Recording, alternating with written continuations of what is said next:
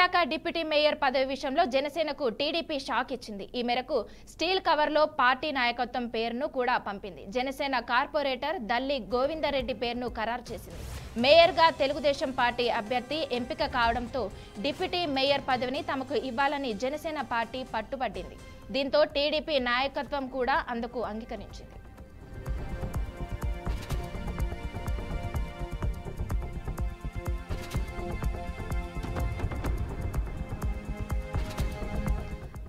అయితే జనసేనకు deputy mayor పదవి ఇవ్వడంతో టీడీపీ కార్పొరేటర్లు అలిగి సమావేశానికి హాజరు కాలేదు. టీడీపీ కార్పొరేటర్లు గైర్హాజరు కావడంతో మున్సిపల్ కార్పొరేషన్ సమావేశంలో డిప్యూటీ మేయర్ ఎన్నిక వాయిదా పడింది. బీజేపీ జనసేన కార్యకర్తలు మాత్రమే హాజరు కావడంతో కోరం లేక సమావేశాన్ని అధికారులు వాయిదా వేశారు.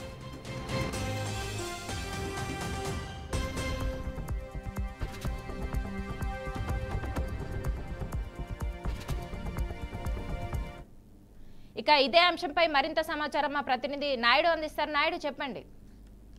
Thank you Manasa.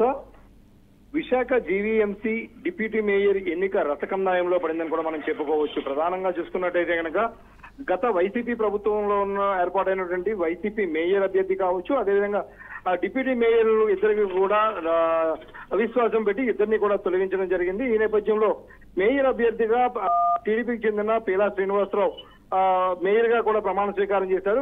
మేయర్ గా ప్రమాణం చేసి 2 రోజులు గడవక ముందే అయితే డిప్యూటీ మేయర్ ఎన్నిక కూడా రావడం జరిగింది. దీనికి సంబంధించి కూడా ఇటు కూటమి సభ్యుల మధ్యలో మొత్తం ఓవరాల్ గా అయితే కనుక కూటమి నుంచి జనసేనకు చెందిన దల్లి గోవిందరెడ్డిని అయితే ప్రపోజల్ చేసిన పరిస్థితి అయితే ఉంది. అయితే దీనికి దల్లి గోవిందరెడ్డి ఏదైతే డిప్యూటీ మేయర్ గా ఆయన తాలూకా దీన్ని నచ్చక కొంతమంది టీడీపీ నాయకులు అయితే పట్టుబట్టిన పరిస్థితి అయితే ఉంది. వారు కూడా గైర్హాజరైన పరిస్థితి కూడా ఉంది. ఓవరాల్ గా చూసుకున్నట్టే 74 మంది పూర్తిగా వీళ్ళకు ఉన్నప్పటికీ కూడా కేవలం 54 మంది మాత్రమే హాజరయ్యారు. అందులో ఒక జనసేనకు చెందిన కందుల నాగరాజు కూడా గైర్హాజరవడం, చివరి నిమిషంలో ఆయన సభకు రావడం జరిగింది. అయినప్పటికీ కూడా కేవలం 54 మంది కూడా రావడం జరిగింది. దీనిలో జనసేనకు సంబంధించి అందరూ వచ్చినప్పటికీ కూడా కందుల నాగరాజు ఆలస్యంగా రావడం, అదే బీజేపీకి చెందిన 2 సభ్యులు కూడా సమయానికి వచ్చారు. అదేవిధంగా ఎమ్మెల్యేలు ఎమ్మెల్సీలు అందరూ వచ్చినప్పటికీ కూడా పూర్తి స్థాయిలో కోరం సరిపడా సభ్యులు లేకపోవడంతో అయితే మాత్రం వాయిదా పడిన పరిస్థితి ఉంది. 56 మంది సభ్యులకు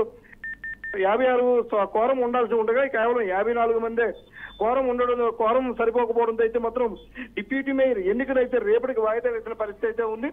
అయితే ఎమ్మెల్యేలు కావచ్చు, ఇటు పెద్దలు మాట్లాడుతున్న వాస్తవాలు మనం చూసుకున్నట్టయితే కనుక ఇది ఒక టెక్నికల్ అంశంగా మనం భావించాలి తప్ప కూటమిలో కుమ్ములాటలు కాదు అంటూ కూడా బయటికి పూర్తిగా గాంభీర్యం ప్రకటిస్తున్నారు తప్ప కానీ ఇందులో అయితే మాత్రం టీడీపీకి సంబంధించి కార్పొరేటర్లు అయితే మాత్రం దల్లి గోవిందరెడ్డి అభ్యర్థత్వాన్ని అయితే మాత్రం వీళ్ళు వ్యతిరేకిస్తున్నట్టుగా కనిపిస్తుంది. అందువల్లనే దల్లి గోవిందరెడ్డికి ఇవ్వకుండా తప్పించేందుకు ఇలాంటి పథకం పన్నారంటూ కూడా కొంతమంది జనసేన నాయకులు కూడా బాహాటంగా చెప్పలేకపోతున్నప్పటికీ కూడా అయితే లోలో అనేది మాత్రం వాళ్ళకైతే గుబులు అయితే ఉంది.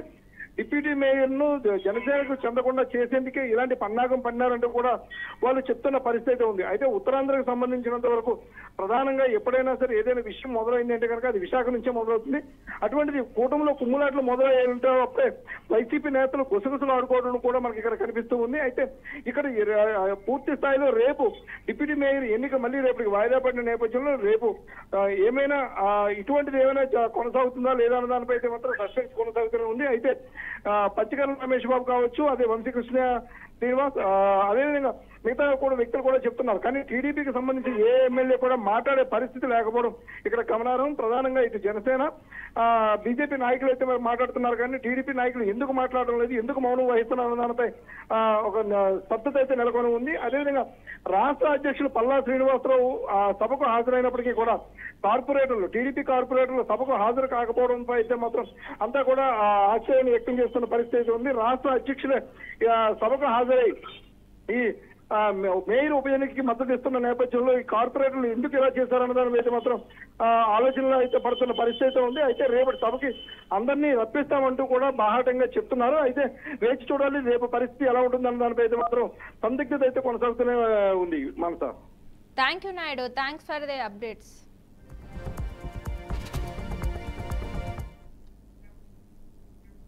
టీడీపీ కార్యకర్తపై దాడి కేసులో అరెస్ట్ అయిన మాజీ ఎంపీ వైసీపీ నేత నందిగం సురేష్ కు కోర్టు రిమాండ్ విధించింది. జూన్ 2 వరకు రిమాండ్ విధిస్తూ మంగళగిరి కోర్టు పోలీసులకు ఆదేశాలు జారీ చేసింది. కోర్టు ఆదేశాలతో పోలీసులు ఆయనను గుంటూరు జిల్లా జైలుకు తరలిస్తున్నారు. నందిగం సురేష్ ను అరెస్ట్ చేసిన పోలీసులు మంగళగిరి ప్రభుత్వ ఆసుపత్రిలో ఆయనకు వైద్య పరీక్షలు నిర్వహించారు. ఈ రోజు మంగళగిరి కోర్టులో ఆయనను హాజరుపరిచారు. పోలీసులు భారీ భద్రతా ఏర్పాట్లు చేశారు. అయితే కోర్టు ప్రాంగణానికి భారీగా చేరుకున్న నందిగం సురేష్ అనుచరులను అక్కడి నుంచి వెళ్లగొట్టారు. ఇతరులు ఎవరిని కోర్టు ప్రాంగణంలోకి అనుమతించలేదు.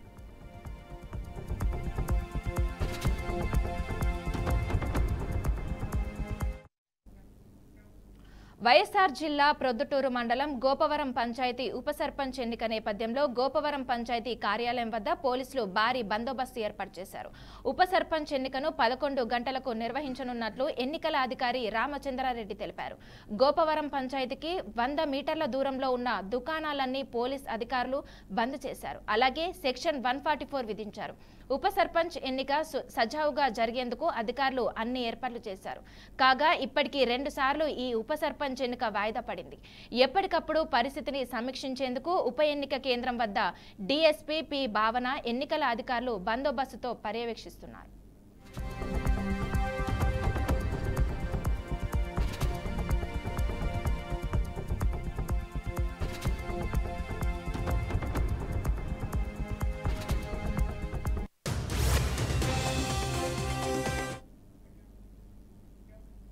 శ్రీశైలం దేవస్థానం చీఫ్ సెక్యూరిటీ ఆఫీసర్ అయ్యన్నపై పాలక మండలి సస్పెన్షన్ వేటు వేసింది.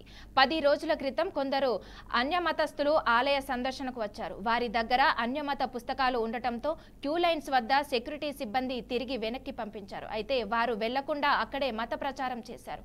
వారు మత ప్రచారం చేస్తున్న వీడియోలు సోషల్ మీడియాలో వైరల్ అవ్వడంతో విచారణ చేపట్టిన దేవస్థానం ఈవో శ్రీనివాసరావు అయ్యన్నను సస్పెండ్ చేస్తూ ఉత్తర్వులు జారీ చేశారు.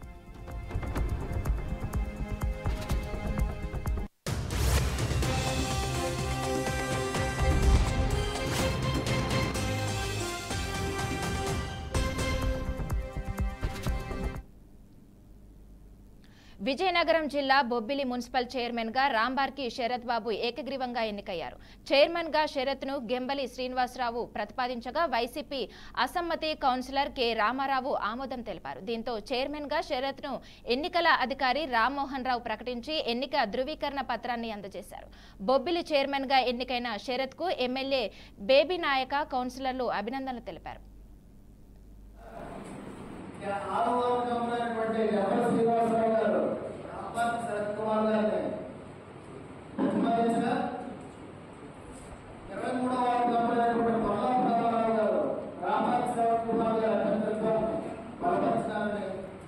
అందుచేత మరేగా చెల్లుబాటు కాలేటువంటి ప్రతిపాదన యొక్క ఆనందమున శ్రీ రాంబాబు శరత్ కుమార్ గారిని support of rule 6 of rule 5 ఆర్డర్లను రాంబాబు శరత్ బాబు ఆర్డర్లను ముఖ్య మున్సిపల్ కౌన్సిల్ యొక్క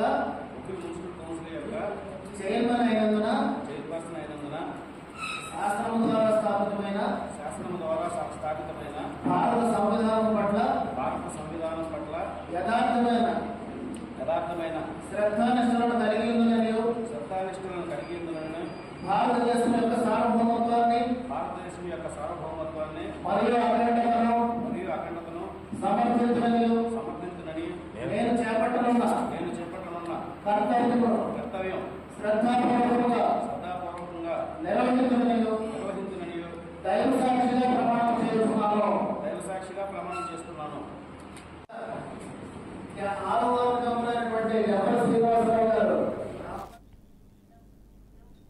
మెదక్ జిల్లా అమీన్పూర్లో విషాదం చోటు చేసుకుంది. మహిళ నిర్లక్ష్యంతో బాలుడు మృతి చెందాడు. కనీస డ్రైవింగ్ శిక్షణ తీసుకోకుండా సొంత కారులో భర్తతో కలిసి కార్ డ్రైవింగ్ చేస్తూ ఓ మహిళ గ్రౌండ్కు చేరుకుంది. అయితే అక్కడే ఆడుకుంటున్న 2 పిల్లలపై కారును తీసుకెళ్లింది. దీంతో గ్రౌండ్లో ఆడుకుంటున్న ఏకవాణి, మణిధర్ వర్మలు తీవ్రంగా గాయపడ్డారు. స్థానికులు వెంటనే చిన్నారులను ఆసుపత్రికి తరలించారు. అయితే అప్పటికే మణిధర్ వర్మ మరణించాడని వైద్యులు వెల్లడించారు. ఏకవానికి తీవ్ర గాయాలతో చికిత్స పొందుతుందని కుటుంబ సభ్యులు తెలిపారు. బాలుని మృతదేహాన్ని పోస్టుమార్టం నిమిత్తం ఆసుపత్రికి తరలించారు. సమాచారం అందుకున్న పోలీసులు కేసు నమోదు చేసి దర్యాప్తు చేపట్టారు.